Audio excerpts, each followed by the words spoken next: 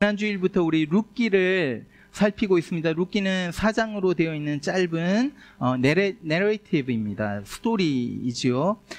지난주일에 이제 이 룻기를 보면서 드라마와 같다는 말씀을 드렸습니다. 그래서 드라마와 같이 시작이 어디서 시작되느냐면 베들레헴에 있는 한 가정으로부터 시작이 됩니다.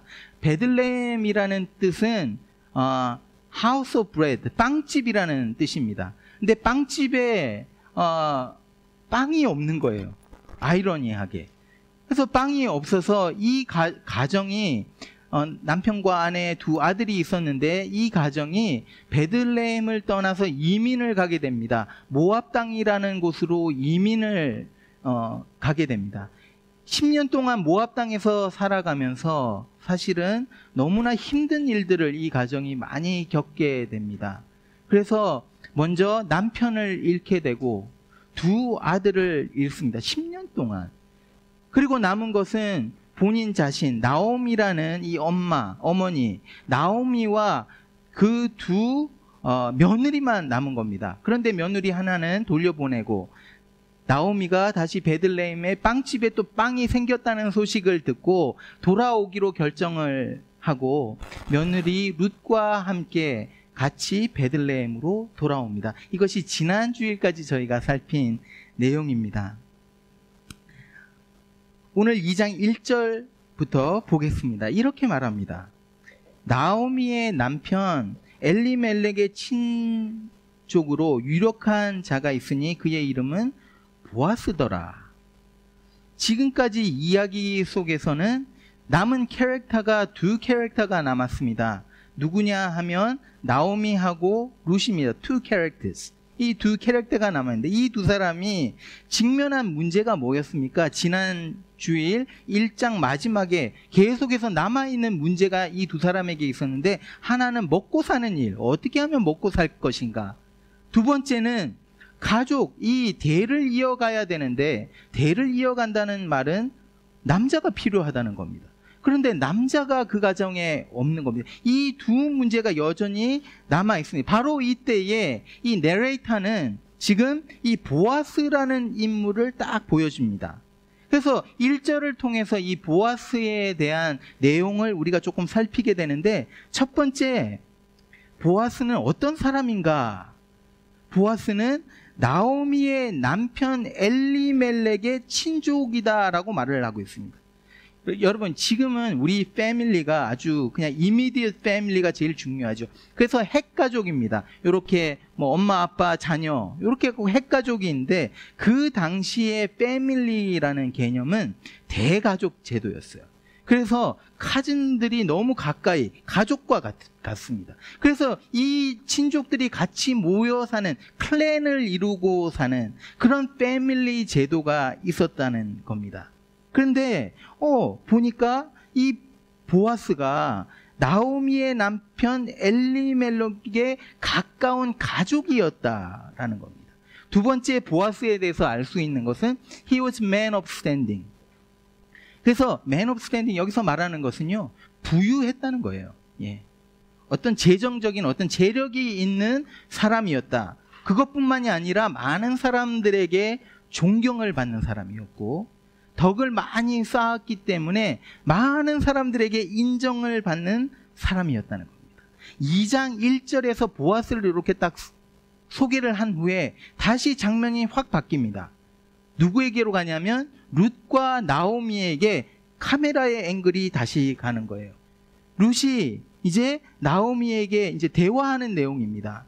룻이 시어머니에게 이렇게 말을 합니다. 제가 나가서 밭일을 해서 이삭을 조금 주워 올게요. 그 당시 이제 이스라엘 법이 어땠느냐 하면요, 하나님이 이런 법을 주셨어요.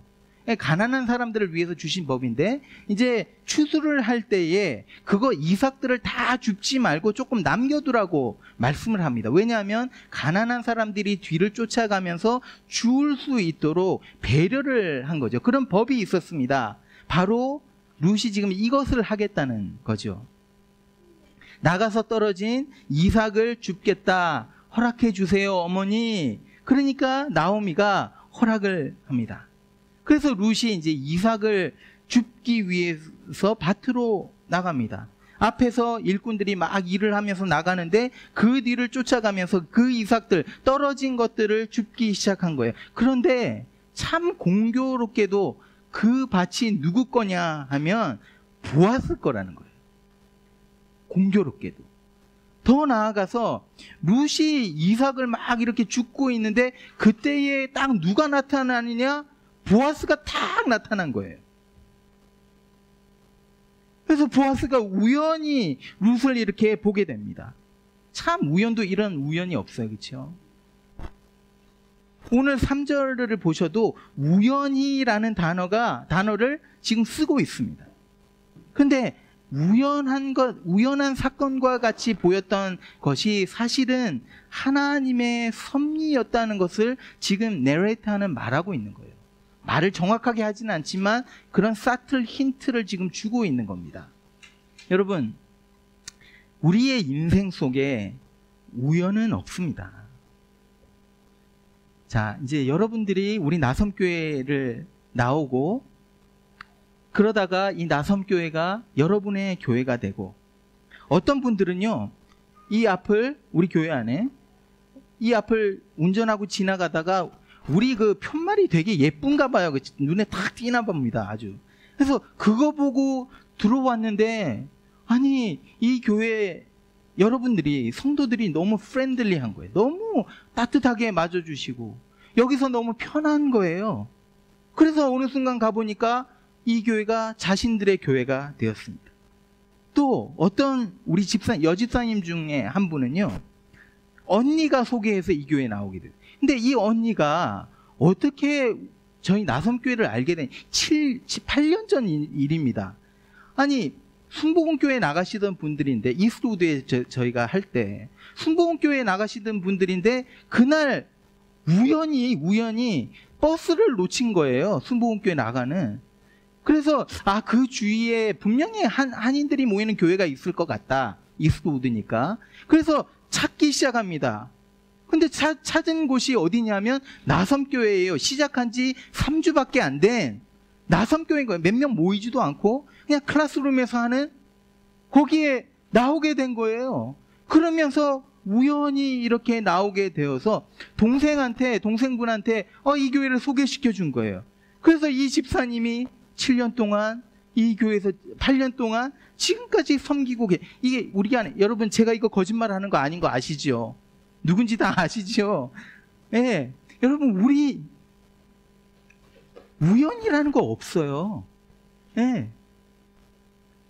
여러분 하나님이 여러분의 인생을 얼마나 정말 정확하고 정말 기가 막히게 인도하고 계시는지 돌아보면 이게 막 그냥 기가 찬 거예요. 그렇죠? 너무 재밌는 거예요. 여러분의 삶 속에 일어나는 지금 모든 일들이 이렇다는 겁니다. 모든 것이 하나님의 섭리 속에 있다는 거예요. 우리의 삶 속에서 일어나는 좋은 일뿐만이 아니라 슬프고 아픈 일, 어려운 일까지도 하나님의 섭리 안에 있고 결국에 하나님은 그것을 통해서 선을 이루어 가신다는 거예요. 예, 우연한 일 같았는데 하나님의 섭리 가운데서 룻과 보아스가 딱 만나게 된 거예요. 보아스가 이제 밭에서 일하고 있는 룻을 보고 이제 물어요. 자, 보여주십시오. 이렇게 말합니다.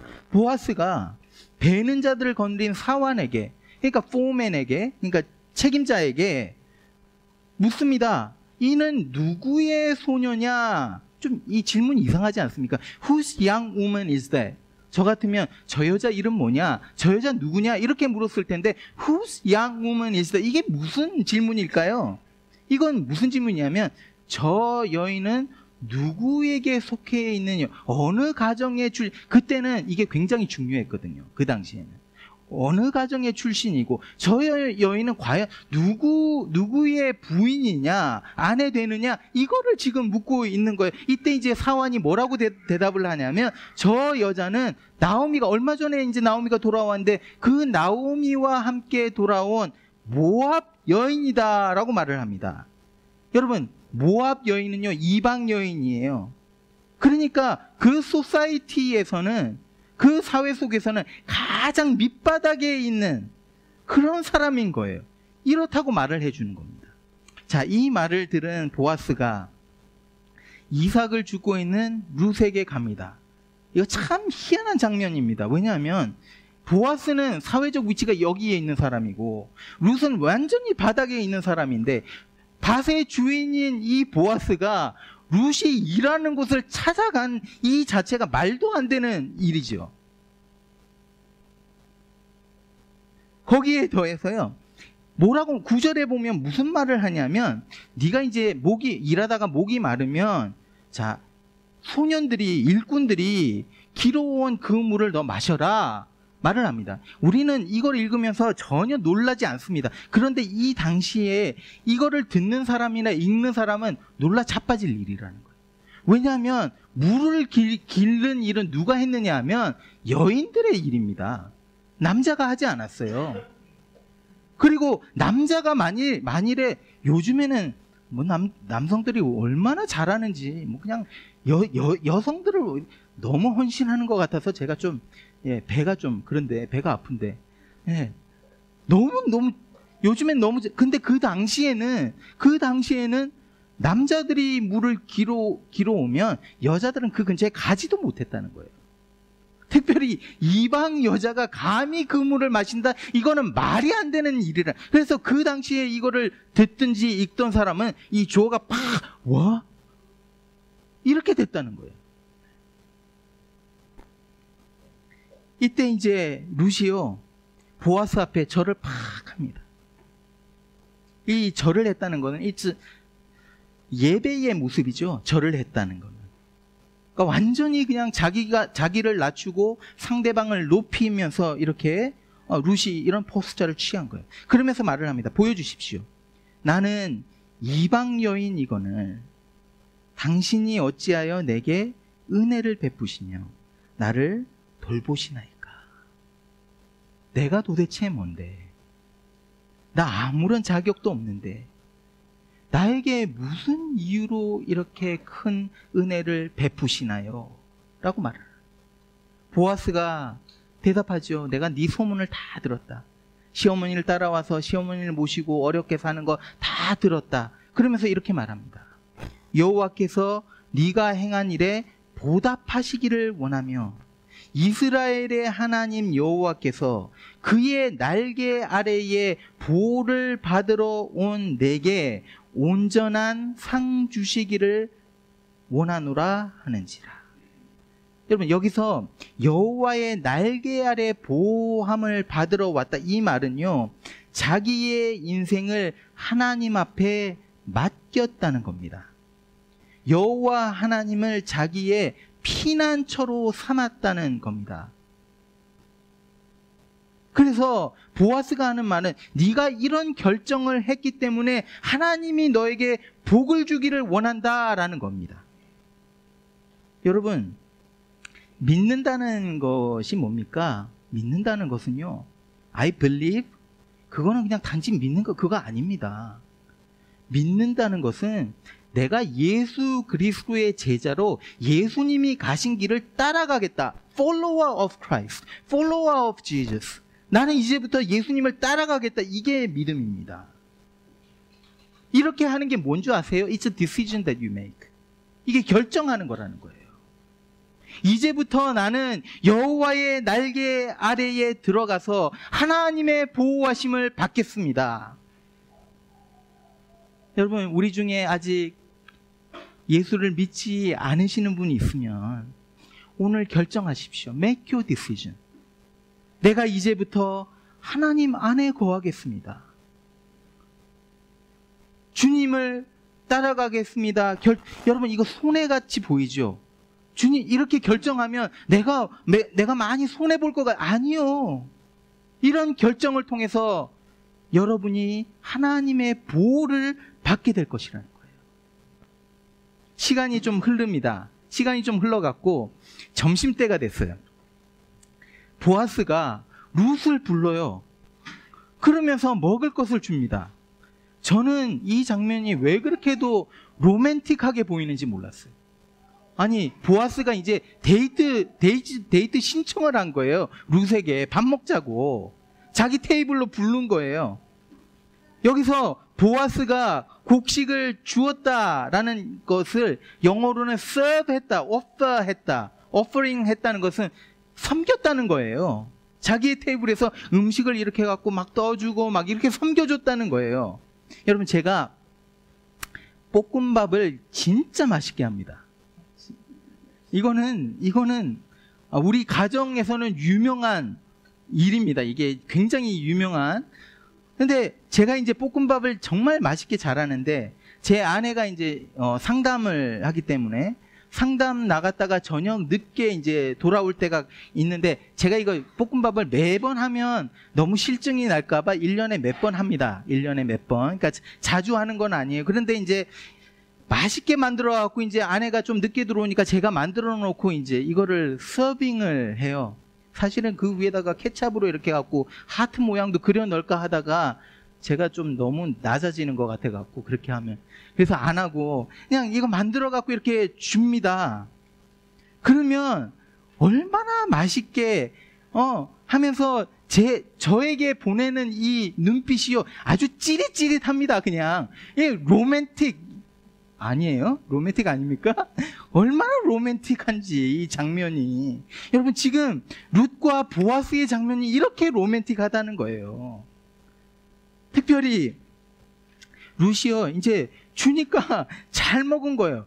막 배불리게 먹었다고 나와요. 배불리게 먹고 남았다. 그러니까 막 보아스가 엄청 부어준 것 같아요, 먹으라고. 근데 그거를 저는 결혼할 때 조건 중에 하나가 잘 먹는 여자였어요. 진짜 맛있게 먹는 여자. 예.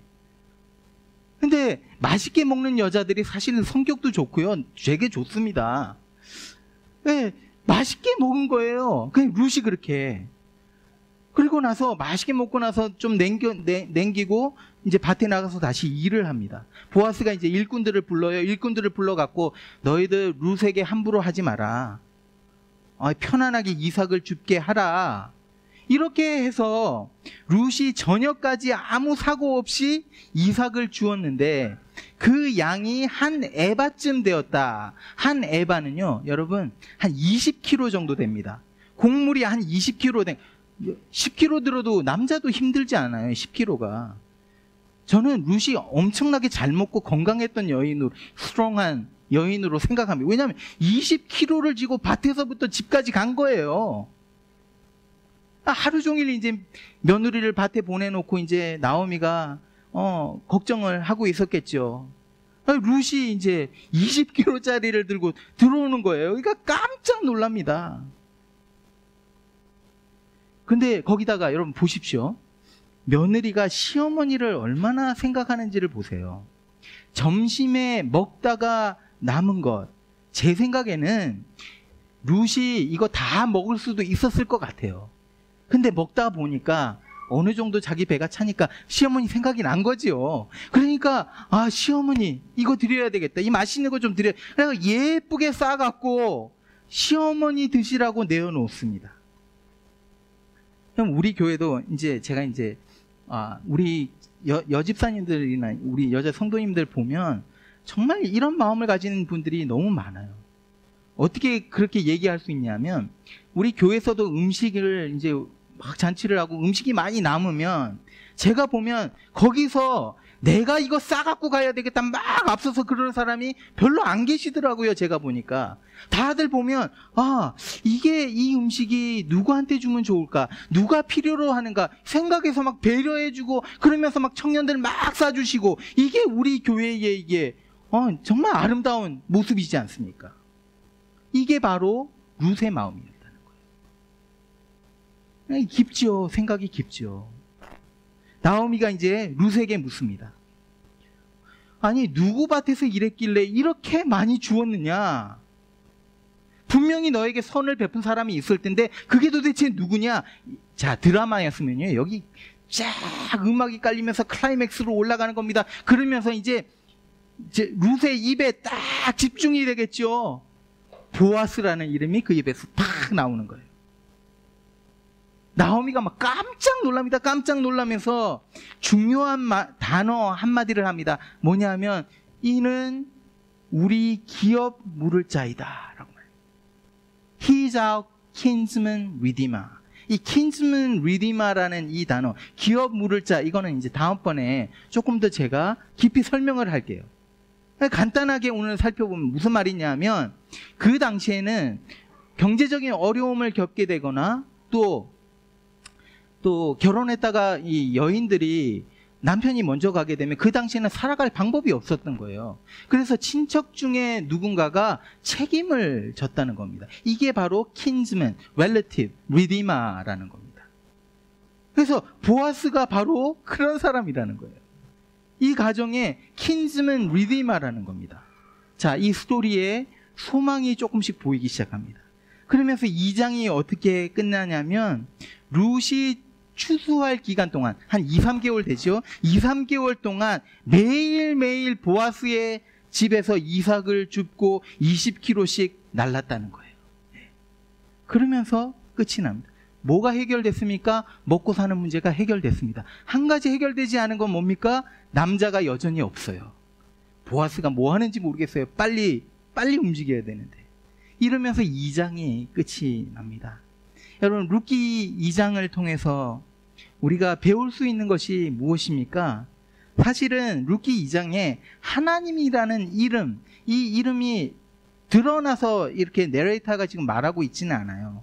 그런데 모든 이 장면들 속에 하나님의 섭리를 우리는 볼 수 있습니다. 특별히 보아스라는 이 캐릭터를 통해서, 보아스는 무슨 뜻이냐면 He's my strength 이런 뜻인데, 보아스를 통해서 하나님을 우리는 볼 수 있어요. 4가지를 볼 수 있습니다. 보여주십시오. 첫 번째는 하나님은 소외된 자들을 그의 가족으로 찾고 계시다는 거예요. God seeks the outcast to his family. 여러분, 보아스가 모압 여인을 받아들인 거예요. 사회 속에서 소외된 여인이었고 가장 낮은 자리에 있었던 이방인이었습니다. 여러분, 하나님도요 이렇게 소외된 자들을 찾고 계시다는 거예요.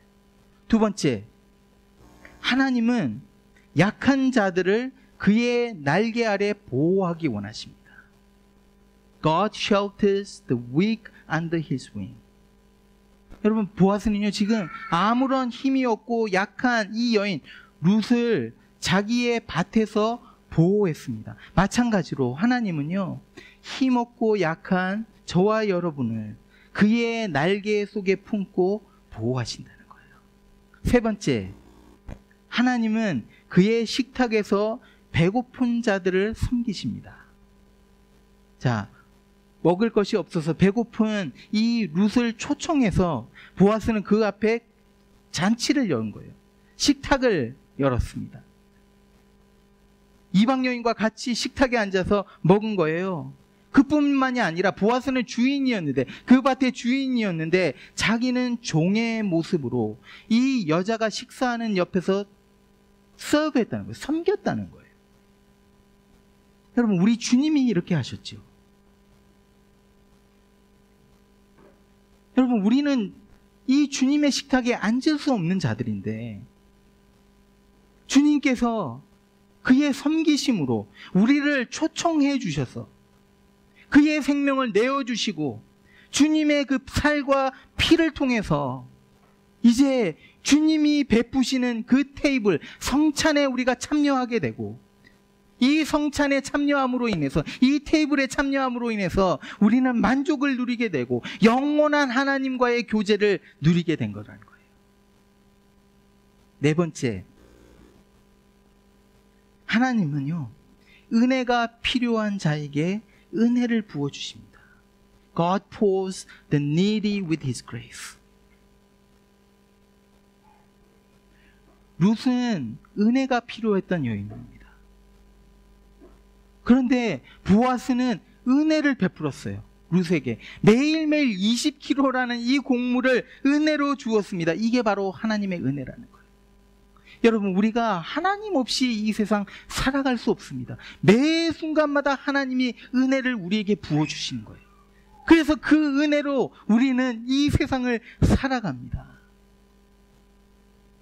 하나님은요, 우리는 은혜가 필요하기 때문에 은혜가 필요한 그 사람에게 은혜를 베푸시는 은혜의 하나님이십니다. 여러분, 이 네 가지를 보았을 때 여러분, 하나님의 마음이 어디에 가 있을까요? 하나님의 마음이 지금 보이십니까? 하나님의 마음이 가는 곳이 어디입니까? The outcast, the weak, the hungry, the needy. 여러분, 우리가 이제 기도를 할 때 이런 기도를 합니다. 하나님, 저에게 하나님의 마음을 주십시오. 주님 마음을 내가 품게 해주십시오. 이런 찬양도 하죠, 우리가. 도대체 하나님의 마음을 품는다는 것이 무엇입니까, 여러분?